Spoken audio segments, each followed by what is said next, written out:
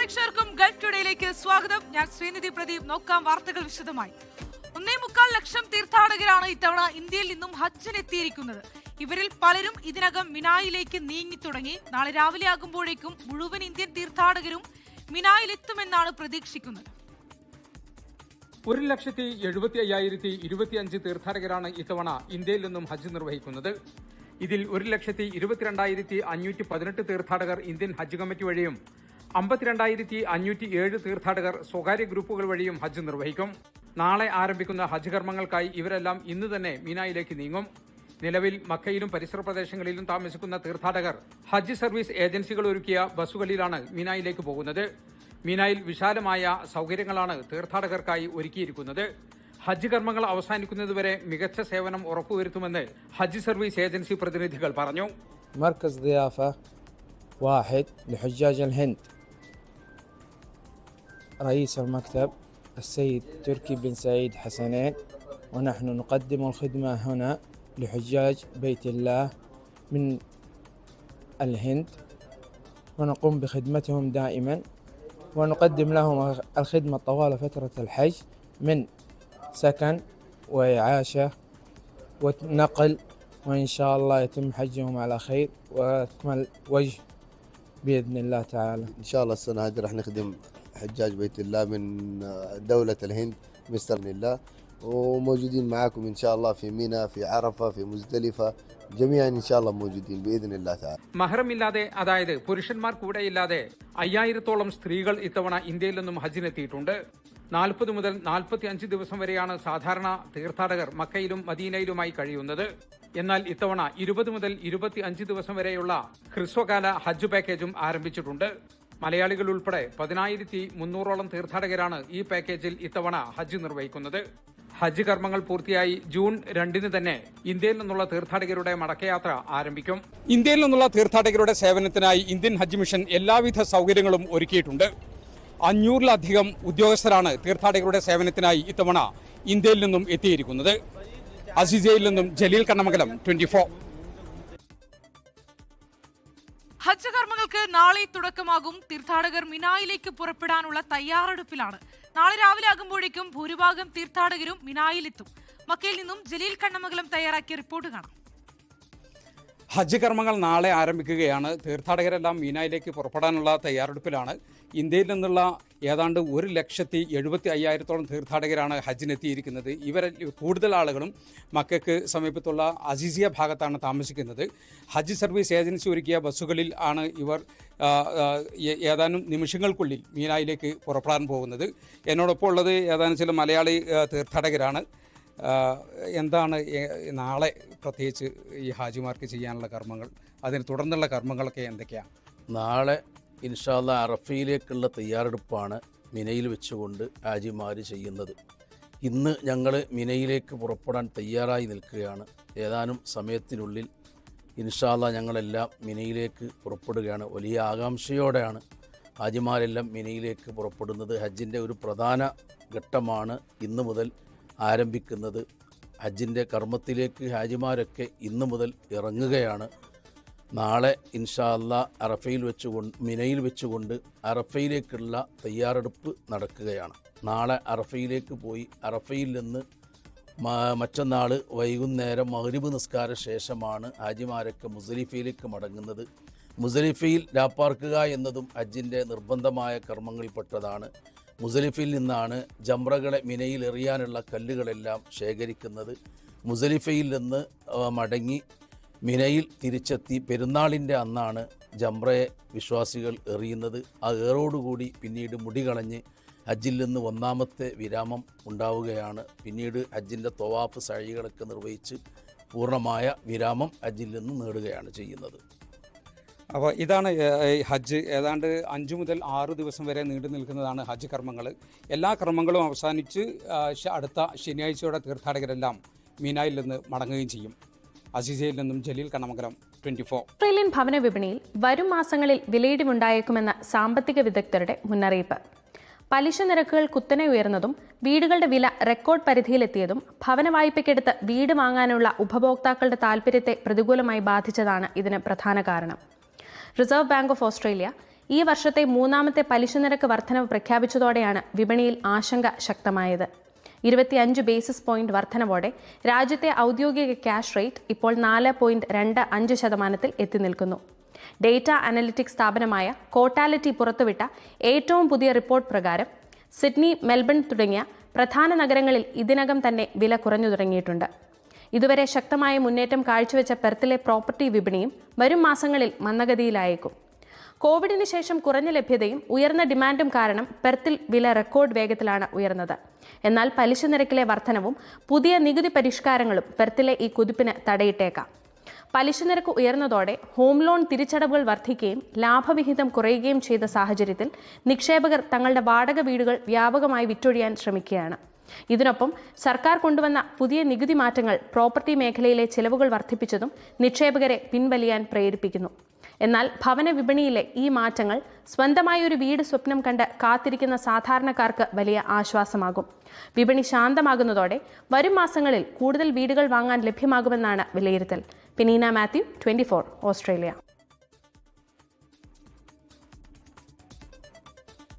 ബലിപ്പെരുന്നാൾ പ്രമാണിച്ച് ഖത്തറിൽ പൊതു അവധി ദിനങ്ങൾ പ്രഖ്യാപിച്ചു. സർക്കാർ പൊതുമേഖലാ സ്ഥാപനങ്ങൾക്ക് 5 ദിവസമാണ് അവധി ലഭിക്കുക. മെയ് 26 ചൊവ്വാഴ്ച ആരംഭിച്ച് മെയ് 30 ശനിയാഴ്ച വരെയായിരിക്കും സർക്കാർ പൊതുമേഖലാ സ്ഥാപനങ്ങളുടെ അവധി. മെയ് 31 ഞായറാഴ്ച രാജ്യത്തെ എല്ലാ സർക്കാർ പൊതുമേഖലാ സ്ഥാപനങ്ങളും സാധാരണ നിലയിൽ പ്രവർത്തിക്കും. ഇക്കാര്യം ഔദ്യോഗികമായി അറിയിച്ചു. സ്വകാര്യ സ്ഥാപനങ്ങൾക്ക് തൊഴിൽ മന്ത്രാലയം 3 ദിവസത്തെ അവധിയും പ്രഖ്യാപിച്ചു. അവധി ദിനങ്ങൾ ഏതൊക്കെയാണെന്ന് മന്ത്രാലയം വ്യക്തമാക്കിയിട്ടില്ലെങ്കിലും മെയ് 26, 27, 28 തീയതികളായിരിക്കും അവധി ലഭിക്കുകയെന്നാണ് സൂചന. അതേസമയം അവധി ദിനങ്ങളിൽ ജോലി ചെയ്യുന്നവർക്ക് തൊഴിൽ നിയമത്തിലെ ആർട്ടിക്കിൾ 74 അനുശാസിക്കുന്ന ഓവർ ടൈം അലവൻസുകൾ നൽകണമെന്നും മന്ത്രാലയം ആവശ്യപ്പെട്ടു. രാജ്യത്തെ ബാങ്കുകൾക്കും ധനകാര്യ സ്ഥാപനങ്ങൾക്കുമുള്ള അവധി ദിനങ്ങൾ ഖത്തർ സെൻട്രൽ ബാങ്ക് പ്രഖ്യാപിച്ചിട്ടുണ്ട്. മെയ് 26 ചൊവ്വാഴ്ച മുതൽ 28 വ്യാഴാഴ്ച വരെയാണ് അവധി.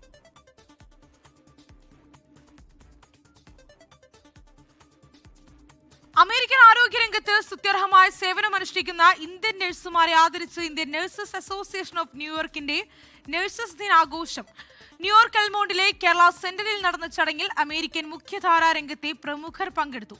മനീഷ് ചെറികൾ തയ്യാറാക്കിയ റിപ്പോർട്ടിലേക്ക്. INA-NY പ്രസിഡന്റ് ഡോക്ടർ ഷൈല റോഷിന്റെ നേതൃത്വത്തിലാണ് ന്യൂയോർക്കിൽ നഴ്സസ് ദിനാഘോഷം വിപുലമായ പരിപാടി സംഘടിപ്പിച്ചത്. പ്രമുഖ അവയവദാന സംഘടനയായ ലൈവ് ഓൺ NYയുടെ പ്രസിഡന്റും സിഒയുമായ ലിയോണാർഡ് അച്ചൻ സമ്മേളനത്തിൽ മുഖ്യ അതിഥിയായിരുന്നു.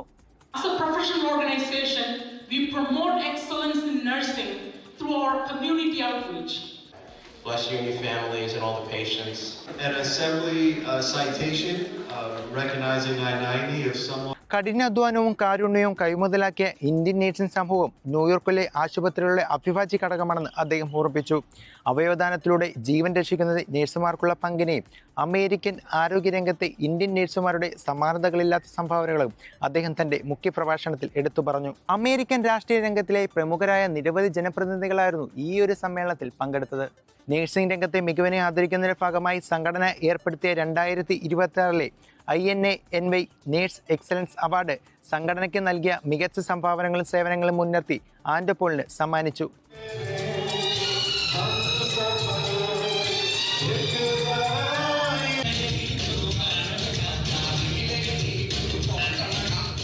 ആരോഗ്യ സേവന മേഖലയിൽ അധ്വാനിക്കുന്ന ഇന്ത്യൻ നേഴ്സുമാരുടെ അർപ്പണബോധത്തിനും സേവനത്തിനും ലഭിച്ച മികച്ചൊരു അംഗീകാരം കൂടിയായി ഈ ദിനാഘോഷം മാറി.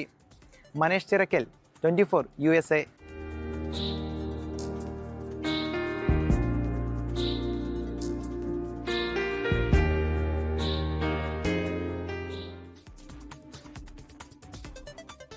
ഇന്ത്യ-US വ്യാപാര കരാർ ചർച്ചകൾ അവസാന ഘട്ടത്തിലെന്ന് US state secretary Marco Rubio.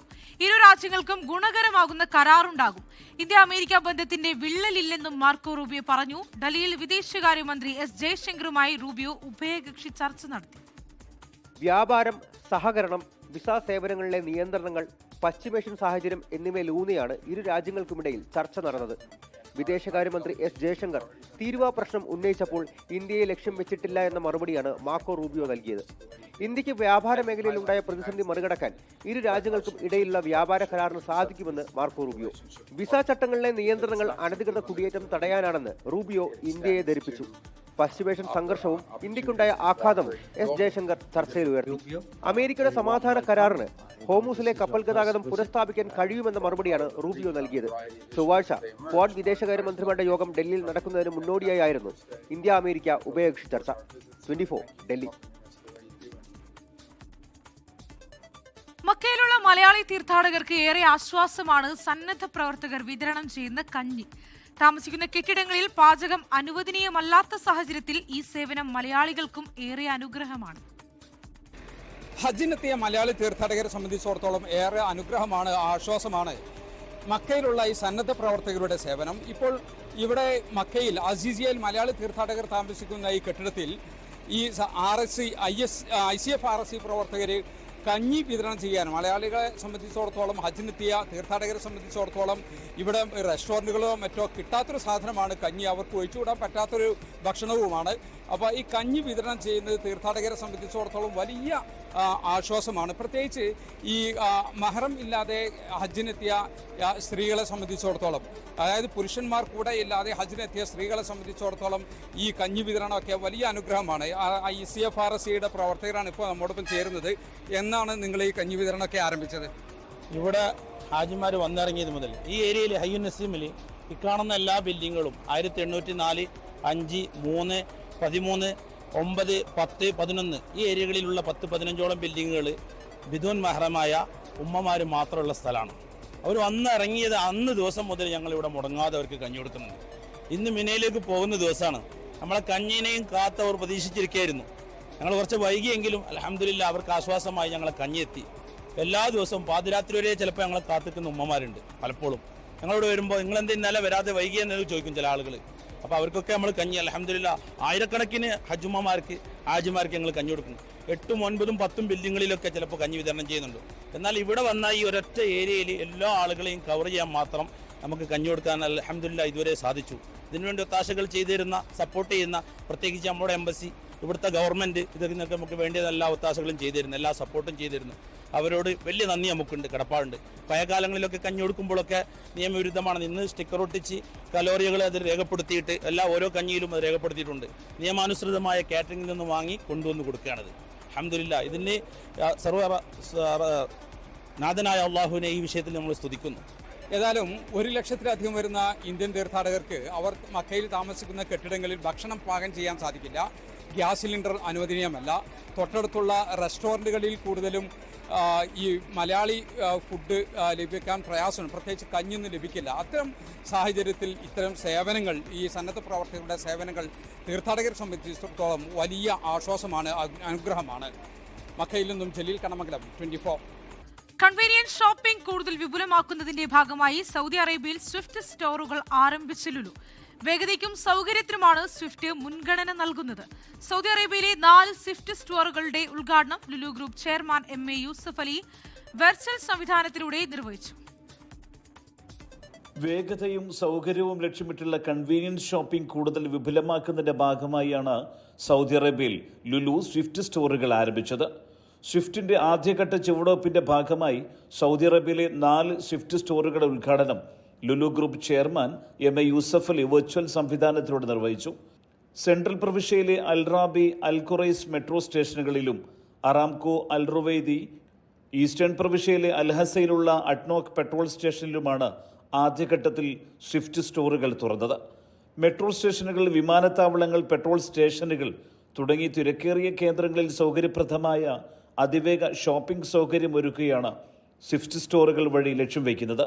മാത്രമല്ല, യാത്രകൾക്കിടയിലെ ചെറിയ ഇടവേളയിൽ പോലും ഷോപ്പിംഗ് സൗകര്യം ഒരിക്കൽ കൂടി ഉറപ്പുവരുത്തുക കൂടി ചെയ്യുകയാണ് ലുലു ഗ്രൂപ്പ്. ഉപഭോക്താക്കൾക്ക് കൂടുതൽ സൗകര്യപ്രദമായ ഷോപ്പിംഗ് ഉറപ്പാക്കുന്നതിനായാണ് സ്വിഫ്റ്റ് സ്റ്റോറുകളെന്നും GCCയിലുടനീളം സ്വിഫ്റ്റ് സ്റ്റോറുകൾ വിപുലമാക്കുമെന്നും Lulu group chairman MA Yusuf Ali വ്യക്തമാക്കി. Great pressure and excitement and happiness to launch our group's new retail concept, Swift by Lulu, with 4 new branches in Saudi Arabia today. New innovation, transformation to this area, which we inaugurated in Al Rabi Metro Station, Quraysh Road Metro Station, Aramco Gas Station, ADNOC gas station Al Hassa. Saudi vision 2030 പിന്തുണയേകി സൗദിയിൽ 100ഓളം Swift സ്റ്റോറുകൾ തുറക്കാനുള്ള ഒരുക്കത്തിലാണ് Lulu group. സുബൈറുദ്ദീനൂർ, 24 Dammam. ഒമാനിലെ Lulu hyper മാർക്കറ്റുകളിൽ mango മാനിയ ഫെസ്റ്റിവലിന് തുടക്കമായി. India ഉൾപ്പെടെ ലോകത്തിന്റെ വിവിധ രാജ്യങ്ങളിൽ നിന്നുള്ള 70 മാമ്പഴങ്ങളാണ് ഫെസ്റ്റിവലിന്റെ പ്രധാന ആകർഷണം. ഒമാനിൽ നിന്നും പ്രാദേശികമായി വിളയിച്ചെടുത്ത മാമ്പഴങ്ങളും ഫെസ്റ്റിവലിന്റെ ഭാഗമായിട്ടുണ്ട്.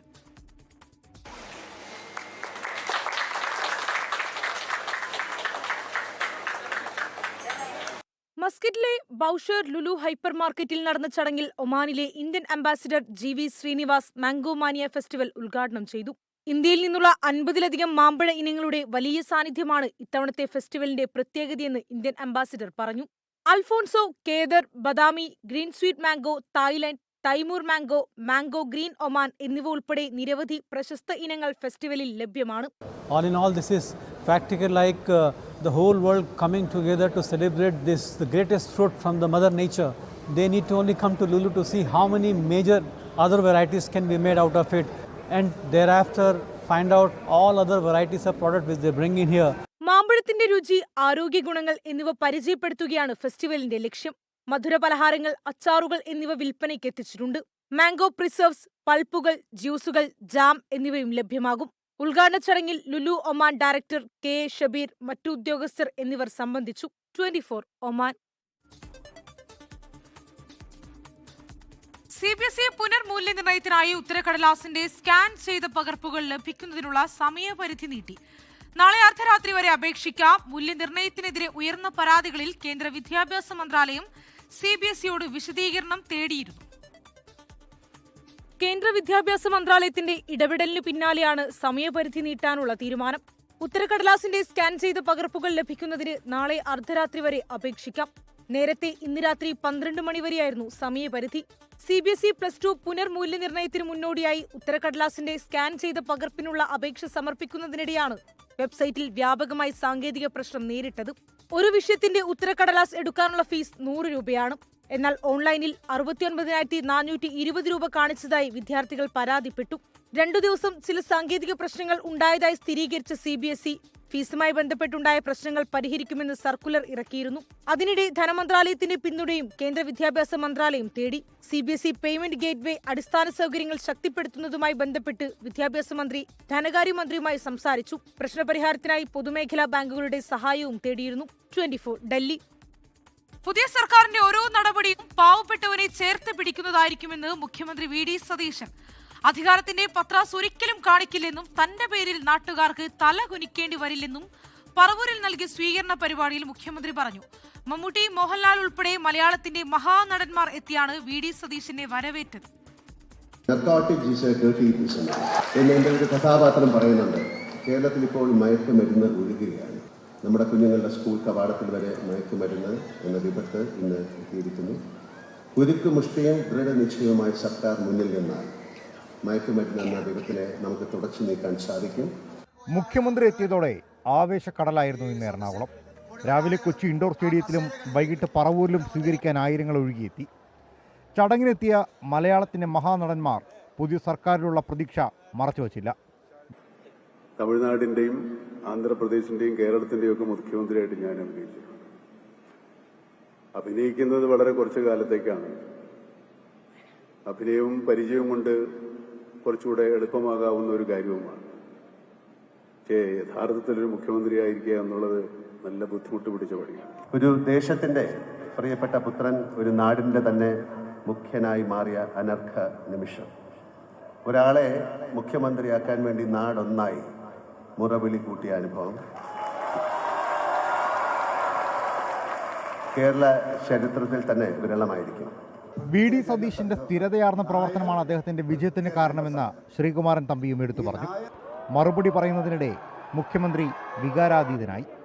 വാത്സല്യവും സ്നേഹവും വാരിക്കോരിത്തന്ന നിങ്ങളെ മറക്കില്ല എന്ന് പറഞ്ഞ VD സതീശൻ വെല്ലുവിളിയും പ്രതീക്ഷയും ജനതയോട് പങ്കുവച്ചു. ധനകാര്യ വകുപ്പ് കൂടി ഏറ്റെടുത്തിട്ടുള്ള ഒരാളാണ്. അതൊരു വെല്ലുവിളിയായതുകൊണ്ടാണ് അത് ഏറ്റെടുത്തത്. കേരളത്തിന്റെ സമ്പദ് വ്യവസ്ഥ മെച്ചപ്പെടുത്തണം, കേരളത്തെ ഒരു തുറമുഖ നഗരമാക്കി മാറ്റാനുള്ള കൃത്യമായ പദ്ധതികളുമായിട്ടാണ് ഈ സർക്കാർ നിൽക്കുന്നത്. എറണാകുളം ജില്ലയിൽ നിന്ന് ജയിച്ച MLA-മാരെയും ചടങ്ങിൽ ആദരിച്ചു. അവസാനം പ്രിയ സുഹൃത്തായ നടൻ സലീം കുമാറിന്റെ വക ഒരു മാസ് ഡയലോഗ്. വനവാസക്കാരന്റെ പട്ടാഭിഷേകം. സത്യത്തിൽ അതാണ് നടന്നത്. വനവാസത്തിന് പോവാൻ നിന്നവരെ നിർബന്ധിച്ച് പട്ടാഭിഷേകം നടത്തിയ ഒരു പറ്റം ജനതയുടെ സായുജ്യത്തിന്റെ കഥയാണ് ഇപ്പോൾ ഇന്ന് നമ്മൾ കാണുന്ന ശ്രീ വി ഡി സതീശൻ. 24 കൊച്ചി. ലോകത്തെവിടെയായാലും ഏത് സമയത്തും 24 വാർത്തകളും ഓഗ്മെന്റഡ് റിയാലിറ്റി പാക്കേജുകളും എക്സ്പ്ലെയിനറുകളും വിശദമായി കാണാൻ ഞങ്ങളുടെ യൂട്യൂബ് ചാനൽ നിങ്ങൾക്ക് സബ്സ്ക്രൈബ് ചെയ്യാം.